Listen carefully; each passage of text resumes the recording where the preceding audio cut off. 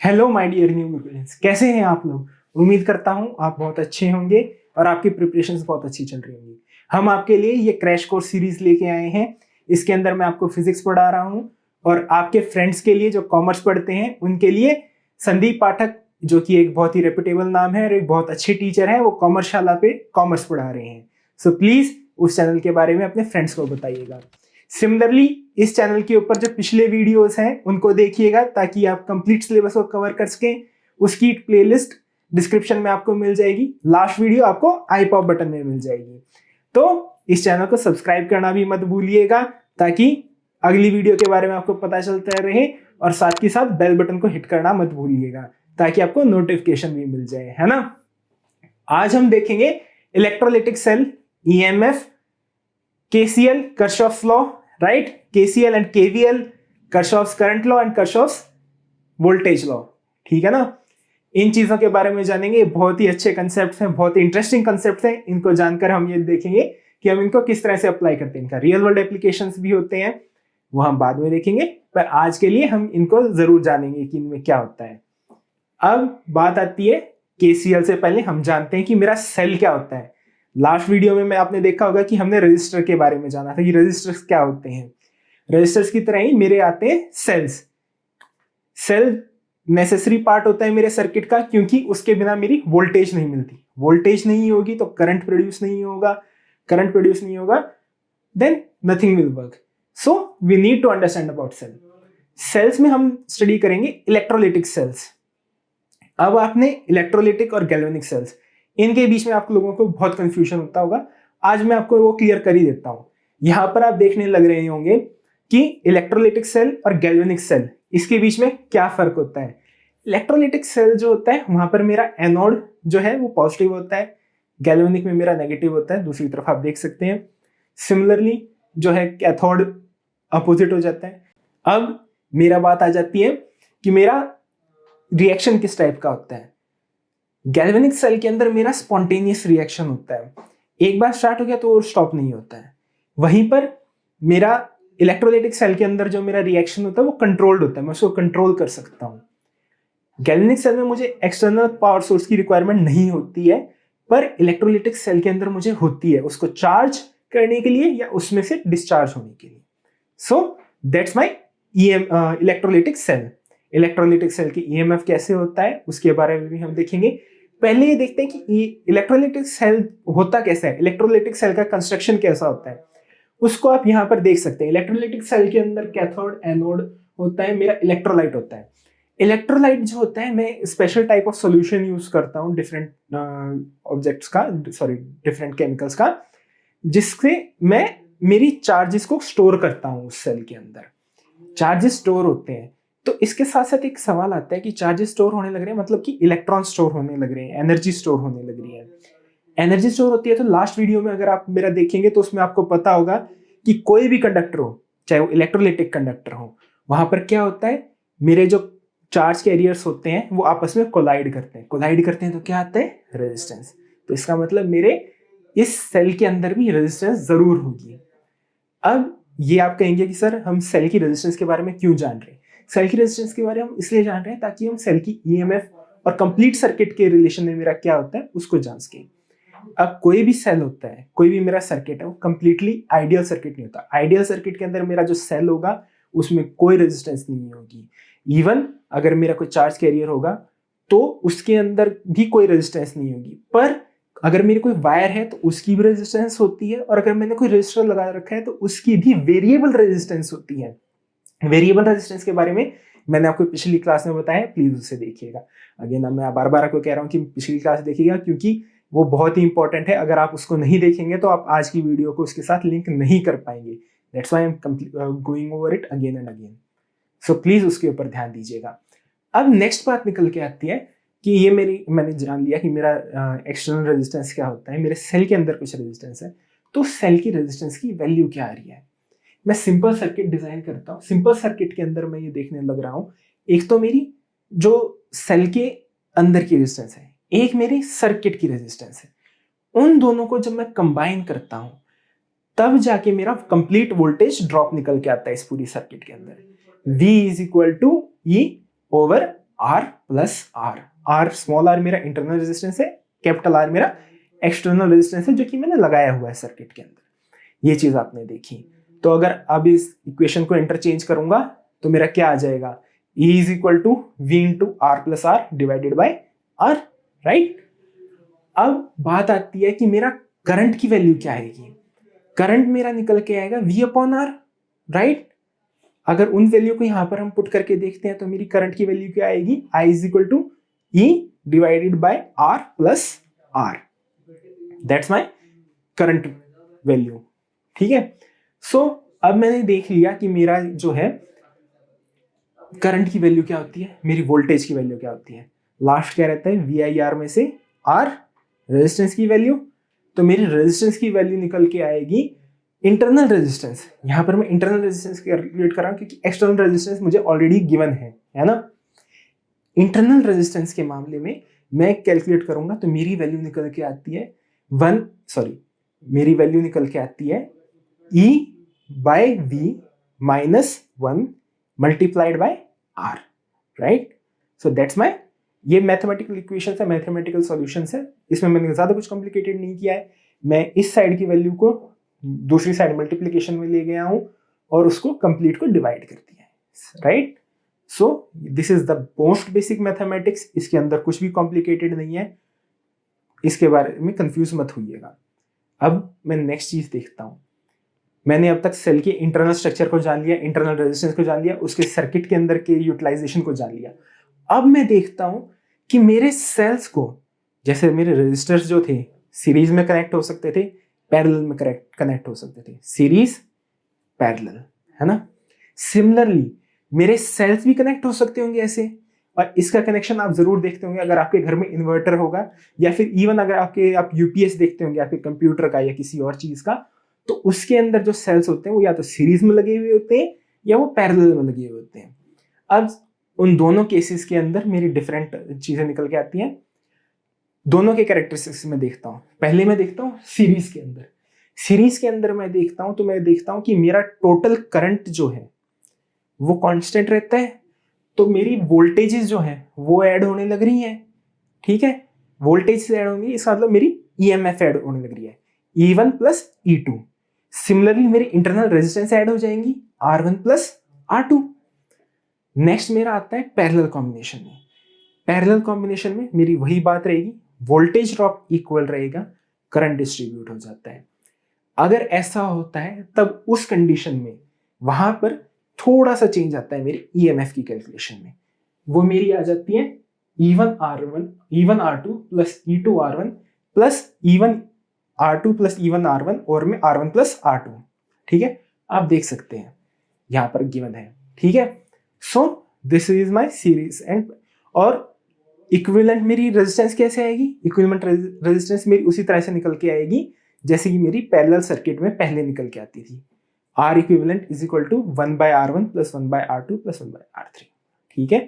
So that's my value of way of calculating the EMFs and EMF internal resistances in series and parallel। अब मैंने ये जान लिया। अब हम इसकी एप्लीकेशंस के बारे में सोचते हैं, क्या एप्लीकेशंस हो सकती है, हम इसको किस तरह से अप्लाई कर सकते हैं।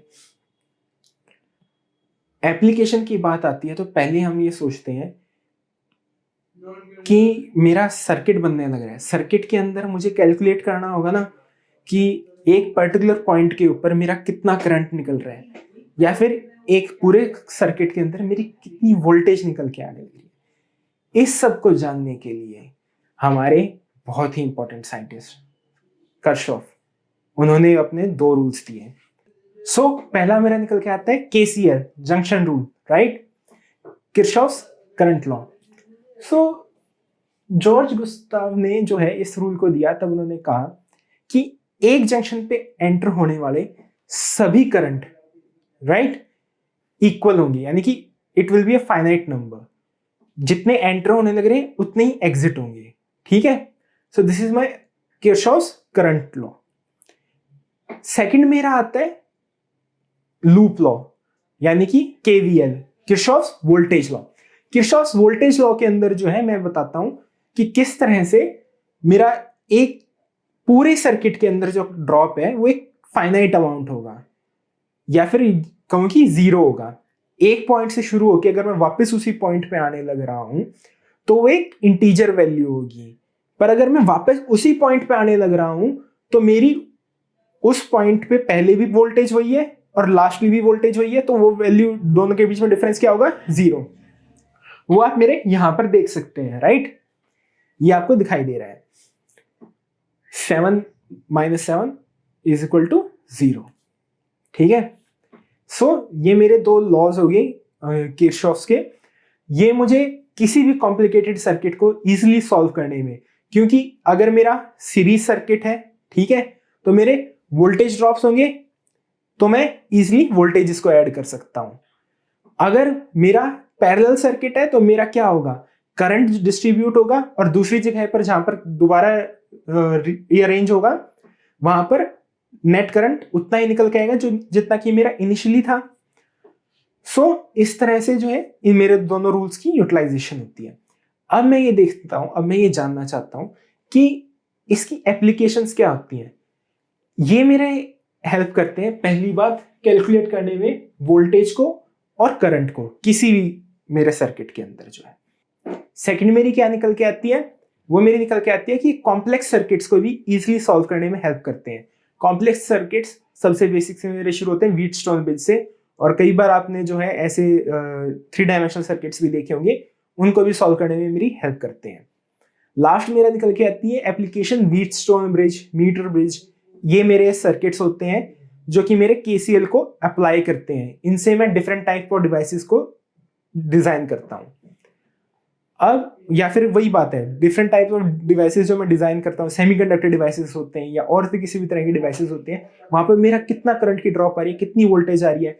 अगर मैं एक पर्टिकुलर पॉइंट पे इतना करंट लेना चाहता हूँ या एक पर्टिकुलर पॉइंट पे मैं इतना करंट पॉइंट लेना चाहता हूँ, तो वहां पर मैं केसीएल या केवीएल का यूज करके वो चीज अप्लाई कर सकता हूँ। वहां पर मैं उतनी अमाउंट ऑफ डिजायर्ड वोल्टेज या डिजायर्ड करंट निकाल सकता हूँ। अब इसके अंदर हम समझते हैं व्हीटस्टोन ब्रिज की मैंने आपसे बात की, मीटर ब्रिज की। पहले मीटर ब्रिज देखते हैं। मीटर ब्रिज बहुत सिंपल सर्किट होता है, आप यहाँ पर देखने लग रहे हैं। इसके अंदर क्या होता है, मेरा एक सेट रेजिस्टेंस है, उसके अगेंस्ट जो है मैं एक वेरिएबल रेजिस्टेंस लगाता हूं और वहां से मैं अपनी या तो उस रेजिस्टेंस की वैल्यू कैलकुलेट कर सकता हूं, मुझे जो मेरे पास अननोन रेजिस्टेंस है मैं उसकी वैल्यू निकाल सकता हूं, या फिर अपने उसकी जो सर्किट है उसकी रेजिस्टेंस को चेंज कर सकता हूं। सो ये था मेरा meter bridge. It's a very simple circuit. Second आ गया मेरा व्हीटस्टोन ब्रिज। व्हीटस्टोन ब्रिज में आप देखने लग रहे होंगे कि मेरे दो अलग अलग लूप्स बन के आने लग रहे हैं, ठीक है, I1 और I2। यहां पर मेरे दो करंट्स डिवाइड होने लग रहे हैं, ठीक है। एक साइड मेरी जो सर्किट्स हैं, मेरे जो रेजिस्टेंस है वो R1 और R3, दूसरी साइड है मेरे R2 और R4। जब मैं इनको कैलकुलेट करता हूं तो मेरी वैल्यूज आ जाती हैं R2/R4 = R3/R1, ठीक है। अगर व्हीटस्टोन ब्रिज मेरे पास गिवन हो, मुझे गिवन हो कि ये मेरा सर्किट है व्हीटस्टोन ब्रिज का, और मुझे किसी 3 रेजिस्टर्स की वैल्यू गिवन है, तो मैं चौथी की वैल्यू निकाल सकता हूँ। इसको मैं इस तरह से इंप्लीमेंट करता हूँ। अब लास्टली मैं देखता हूँ कि व्हीटस्टोन ब्रिज के अंदर जो है मेरी G/V यानी कि गैल्वेनोमीटर बाय में टोटल वोल्टेज, इसकी वैल्यू क्या निकल के आने लग रही है। इसकी वैल्यू मेरी निकल के आती है R2/R3 minus R1/R4 divided by R1 + R3 into R2 + R4, ठीक है। सो ये मेरी गैल्वेनोमीटर बाय वोल्टेज मीटर जो है वहां पर जो मेरे डिफरेंट ड्रॉप्स आने लग रहे हैं उसकी वैल्यू आने लग रही है। यहां से मैं ये भी कैलकुलेट कर सकता हूँ। तो आप देखने लग रहे हैं ना, मेरे दोनों पॉइंट्स के ऊपर डिफरेंट वोल्टेजेस और डिफरेंट ड्रॉप्स आने लग रहे हैं, डिफरेंट वैल्यूज आ रही है, उसको मैं इजीली कैलकुलेट कर पा रहा हूँ सिंपल मैथमेटिकल फॉर्मूला से, क्योंकि ये मेरा एक ज्योमेट्रिकली सिमिलर ऑब्जेक्ट है, ठीक है ना। दोनों साइड जो है वो कंप्लीटली ज्योमेट्रिकली सिमिलर है, सिमिलर ट्राइंगल्स। अब लास्ट बात आती है, इसको मैं और किस चीज में अप्लाई कर सकता हूं। इसको मैं अप्लाई कर सकता हूं पोटेंशियोमीटर में। पोटेंशियोमीटर एक तरह का डिवाइस होता है जिससे मैं पोटेंशियल निकाल सकता हूं एक पर्टिकुलर डिवाइस का, या एक पर्टिकुलर सर्किट के अंदर मेरा कितना पोटेंशियल ड्रॉप है वो कैलकुलेट कर सकता हूं। पोटेंशियोमीटर दो तरह के आप देखने लग रहे हैं यहाँ पर। एक मेरा नॉर्मल पोटेंशियोमीटर है, एक थोड़ा एडवांस पोटेंशियोमीटर है। इसके अलावा भी दूसरी तरह के पोटेंशियोमीटर्स होते हैं, पर हम अभी उसके ऊपर नहीं जाते। अब हम सिर्फ पोटेंशियोमीटर देखते हैं किस तरह से काम करते हैं। आप यहाँ पर देखने लग रहे होंगे कि जैसे जैसे मैं पोटेंशियोमीटर के अंदर जो है मूव करने लग रहा हूँ, वहां पर मेरी जो है वैल्यूज अप या डाउन होने लग रही हैं depending upon the point which I am choosing. तो ये काफी हद तक मेरा मीटर ब्रिज जैसा हुआ ना। इससे मैं क्या करता हूं, इससे मैं अगर मुझे कोई अननोन वोल्टेज ड्रॉप है या फिर अननोन ईएमएफ है किसी सेल की, और मेरे पास एक नॉन सेल है, मैं उसके साथ इक्वेट करके मेरे अननोन सेल की वैल्यू निकाल सकता हूं। मान लीजिए मेरे पास एक 6 वोल्ट का डिवाइस है और एक मेरे पास अननोन वोल्टेज है। अगर मेरा पोटेंशियोमीटर पे हाफ ड्रॉप के ऊपर जो है मेरा जो सेकंड सेल अननोन सेल की वोल्टेज के इक्वल आ रहा है, तो इसका मतलब मेरी 3 वोल्ट की वैल्यू निकल के आने लग रही है उस अननोन सेल की। इस तरह से मैं अप्लाई करके पोटेंशियल निकाल सकता हूँ। और सिमिलर वे में अगर आपको याद हो, मैंने आपको बताया था कि अगर मेरे पास पोटेंशियल ड्रॉप आ गया, करंट की वैल्यू हो, तो मैं रेजिस्टेंस भी निकाल सकता हूँ सर्किट में, उसका इंटरनल, उस सेल का इंटरनल रेजिस्टेंस भी निकाल लूंगा। अगेन अगर आपको इस वीडियो को आपने स्टार्टिंग से देखा होगा तो वो वैल्यू आपको याद होगी, R is equal to E/V -1 into R। Last मेरा निकल के आ रहा है पोटेंशियोमीटर के अंदर से मैं रेजिस्टेंस कैसे कैलकुलेट करने लग रहा हूँ। आप देख सकते हो कि मेरे पोटेंशियोमीटर के अंदर से जो रेजिस्टेंस निकालने का तरीका है, मेरे पास करंट आ गया, करंट वोल्टेज ड्रॉप है, उससे मैं अननोन रेजिस्टेंस निकाल पा रहा हूँ। इस तरह से मैंने इसको पोटेंशियोमीटर को रेजिस्टेंस निकालने के लिए जस्ट लास्ट पॉइंट में भी एक्सप्लेन किया था, यहाँ पर भी मैंने स्लाइड के थ्रू भी एक्सप्लेन कर दिया। This was my complete chapter on current electricity. आज हमने देखा cell EMF, Kirchhoff laws and its applications. Last time हमने देखा था जो मेरा पोटेंशियल, जो मेरा करंट होता है वो कैसे जनरेट होता है, जो मेरा ओम्स लॉ था, और उन सारी चीज़ों के बारे में वो आप लास्ट वीडियो में मेरी देख सकते हैं। अब आप इस सीरीज को मैं कहूँगा कि कॉन्टिन्यूसली फॉलो कीजिए ताकि आपकी क्रैश कोर्स जो है वो जल्दी से जल्दी कंप्लीट हो। आपका थ्योरी का हिस्सा जो है हमारी सिर्फ इन वीडियो से कंप्लीट हो। जो आपके न्यूमेरिकल्स हैं उनको सॉल्व करने के, उनको टैकल करने के तरीके हम नेक्स्ट वीडियोस में दिखाएंगे जब एक बार हमारा सिलेबस कंप्लीट हो जाएगा। तो प्लीज इस वीडियो को फॉलो करना मत भूलिएगा। ये आप इस साल चाहे साल 2023 में देख रहे हैं या आने वाले टाइम में देखेंगे या कभी भी देखेंगे, ये आपके लिए वीडियोस हमेशा रेलेवेंट रहने वाले हैं, ये कभी मत भूलिएगा। अब इस चैनल को याद करके प्लीज सब्सक्राइब कीजिएगा, बेल बटन को हिट कीजिएगा, अपने फ्रेंड्स के साथ शेयर कीजिएगा ताकि वो भी एक इंटरेस्टिंग टॉपिक सीख सकें इस इंटरेस्टिंग वे में। और अगर आपको कुछ जानना है या फिर हमें सपोर्ट करना है तो प्लीज़ एक कमेंट ज़रूर छोड़िएगा। अब मिलते हैं नेक्स्ट वीडियो में।